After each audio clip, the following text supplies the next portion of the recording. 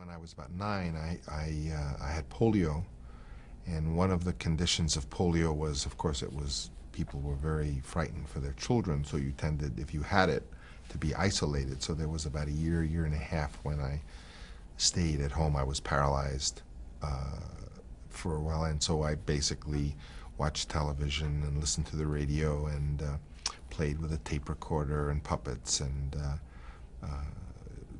kind of my day was made up of those kinds of things. I was interested in two things always. One was science and the stories of the scientists and scientific experimentation. I liked very much to work in a shop down in the basement and try to invent things and build gadgets.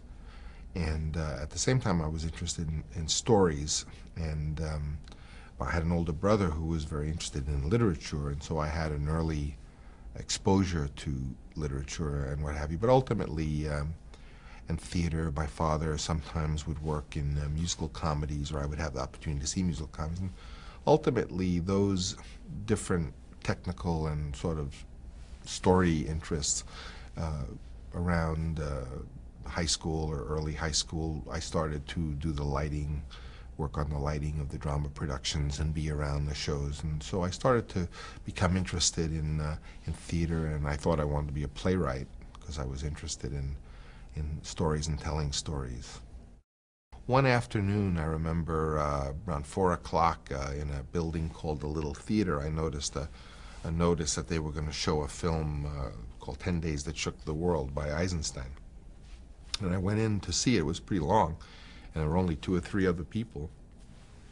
But I was so impressed with this film, and it was a silent film, but so impressed with what cinema could do, and of course having quite a bit of experience in theater. But at that afternoon, I think, was when I decided that I would not go into theater. And this, of course, was one of the elements of the Eisenstein film that was so exciting, was that how the editing was able to take, that's always fascinating, take this and put it together and have something come out that was neither of those two things. And of course the sense of rhythm that editing can do. Even I was struck, I remember on 10 Days That Shook the World, how although it was a silent film, there were sequences where you actually almost could hear the machine guns firing because of the way it was edited. So it's a form of alchemy, of magic that is very appealing. I think cinema, movies, and magic have always been closely associated, because the very earliest people who made film were magicians, and one of the aspects of it was the idea of an illusion, a magical illusion, in the early days of movies. A lot of early magicians began experimenting with using basically what is cinema to do their illusions, and of course we know that some of the early pioneers like Méliès and what have you were magicians and used cinema to create illusion. So it was a little bit, I think cinema always had, as did theater for me, this ability to create some kind of magic, either through lighting, but to use technology to create magic is what appealed to me, I think. I had a number of teachers who hated me, at least I felt. I was not, I didn't do well in school. I did very well in school my first year and a half, and we left that school. I really quite liked that first school I went to, and life for me at age 5 and 6 was pretty wonderful and perfect. But then I went to a number of other schools. I went to many schools and went through that whole New York school system, PS this and PS that, and I found them very frightening and like penitentiaries, and I didn't do well in those schools, maybe partly because I was always moving from school to school, but nonetheless I do remember teachers who really singled me out for their discouragement.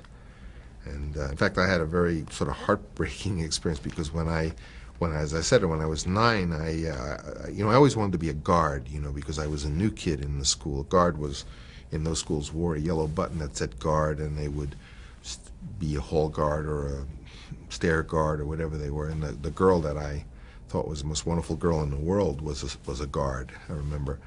And when I when I got polio, of course, I was taken out of school, and then about a year and a half later, I went back to school, and as they had a little ceremony and, you know, kind of welcomed me back, and they gave me, they made me a guard as part of, I guess, my being taken back into school. And my teacher, Mrs. Hemashandra, who you know, really was, I think she was a very bright woman, but I remember her as an oppressor. But I remember like a week later, she said, well, why should you be a guard just because you were sick? And she took away my guard button, you know. So I landed a job with Roger Corman to do originally the job was to take a Russian science fiction picture that he had bought, and he wanted me to write the English dialogue for. Of course, I didn't speak any Russian, and then I realized he didn't care whether I could understand what they were really saying, and I just wanted me to make up dialogue. And he wanted, the movie really was a very idealistic science fiction picture, you know, and he wanted to add some monsters and kind of have the story be related to that. So I got that job, and I worked very hard on that, and then ultimately I became Roger's assistant. And that meant I had to wash his car, and you know, he'd have me work as a dialogue director in the morning on a Vincent Price movie, and of course they would pay my salary, but then I would leave at, you know, 1 and then go work on his stuff, so he would basically get me for you know, for free. So the great thing about Roger was he exploited all of the young people who worked for him to the fullest, but at the same time, the other side of it was he really gave you responsibility and opportunity, so it was kind of a fair deal. Roger said he was going to make a film in Europe, and asked me if I knew anyone who could be like the sound man on it. So I said, oh, I could, you know, and of course I didn't know anything about, I mean, I was good with technology, but I had never done the sound, so I took the recorder home and read the instructions, and Roger did take me. So I showed him, you know, the 3 pages I wrote that night, and which was, of course, the most garish kind of action scene I could come up with, and he said, okay. And I went off, he gave me a check for $20,000. Yeah, he sent me with a young woman who had worked on the production who was going to be the co-signer. And I went to Ireland, and when I was in Ireland, I met another producer, and I said I was making a film for Roger, and this guy offered to buy the English rights for another $20,000. So I had now $40,000. But Roger, of course, expected to get his $20,000 back, still make the movie for the 20, which the English rights, and get the film for free. But I sort of just duped him. I just took both checks and I put it in the bank, and I had this young woman sign a check, and I just kind of made the amount for the whole amount, so she basically was out of the check signing. So then I made the movie for $40,000, which was this little black and white horror film called Dementia 13, which we made in about 9 days. Godfather was a very appreciated movie when we were making it. They were very unhappy with it. They didn't like the casting. They didn't like the way I was shooting it. I was always really on the verge of getting fired, so it was an extremely nightmarish experience. You know, I had 2 little kids, and a third one was born during that, and we lived in a little apartment, and I was basically frightened that they didn't like it, and I was, you know, they as much as said it, that you know. So when it was all over, I wasn't at all confident that it was going to be successful. I'd never ever get another job. I went off, and I don't know why I was in Paris, but I was in Paris, like staying all up night writing this Gatsby script, and that's when The Godfather opened. It was this enormous success, you know. So I would just get a phone call and say, "Oh yeah, it's going great. Everyone loved it." I said, "Oh yeah, really? Oh, I can't get the script done," you know. And it's ironic that probably the greatest moment of my career, certainly that, you know, I was around 32 or so making The Godfather, having such a enormous success, wasn't even one that I even was aware of, because I was somewhere else, and I was, you know, again, under the deadline. So I don't have, certainly it was a wonderful night when we won all those Oscars for Godfather 2, because that wasn't, at first that picture came out and people really didn't like it too much. But I have to be honest that I associate my motion picture career more with being unhappy and being scared or being in trouble or being under the gun, and not at all with anything pleasant.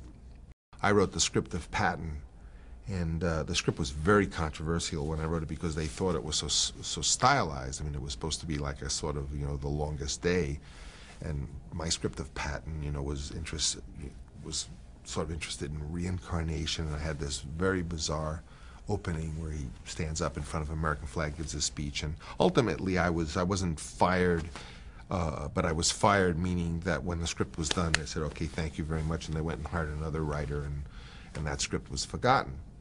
And I remember very vividly this long kind of being raked over the coals for this opening scene. My point is that what I've learned is that the stuff that I got in trouble for, the casting for The Godfather or the flag scene in Patton, was the stuff that was remembered and was considered really the good work. In your own time, usually the stuff that's your best idea or work is going to be attacked the most ferociously, probably because it's new or because they had never seen an opening of a movie like that, or seen a gangster movie done in the style. So you have to really be courageous about your instincts and your ideas, because otherwise you'll just, knuckle under and change it, and then things that might have been memorable will be lost. The grips will tell you that you don't know what you're doing, or the camera operator or the cameraman, everybody. I mean, when you go on a set, that's one of the reasons George Lucas never directed again. No one knows this, but when he made Star Wars over there in England, George is sort of a little skinny version of me, and he's doesn't have the most physical kind of stamina, and he was so ridiculed and sort of, that kind of jock-like attitude that crews can have, putting him down for what he was doing and stuff. He was so unhappy making Star Wars that he just vowed he'd never do it again. And plus he was like diabetic, so he was a little sick, and that you really have to.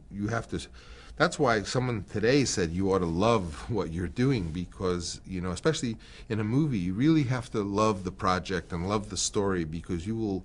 Over the time, you really will start to hate it, and the fact that you say, gee, but I really like what this is about, is a very valuable asset.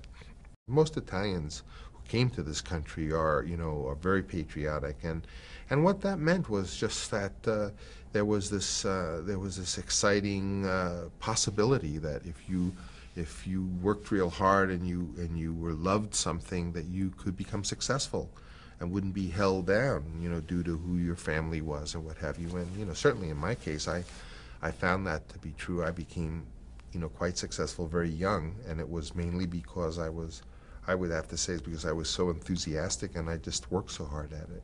Our generation represented a major transition. It was the first time, certainly, that film students were given the chance to make films.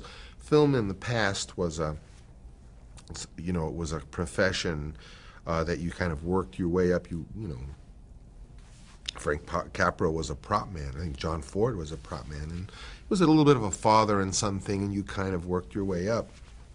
And when we all went to film school, my class and my comrades there, we didn't think we were ever going to really get to make feature films. We thought we would end up making industrial films, or possibly, some be on the fringe, or maybe get involved in television. My aspirations when I went, I had no idea. I just wanted to be part of the film business. I had no idea that I'd really get to direct feature films or to be successful at it. And, of course, my story is that when I was going for my graduate degree, I decided I was going to make a feature film as my thesis.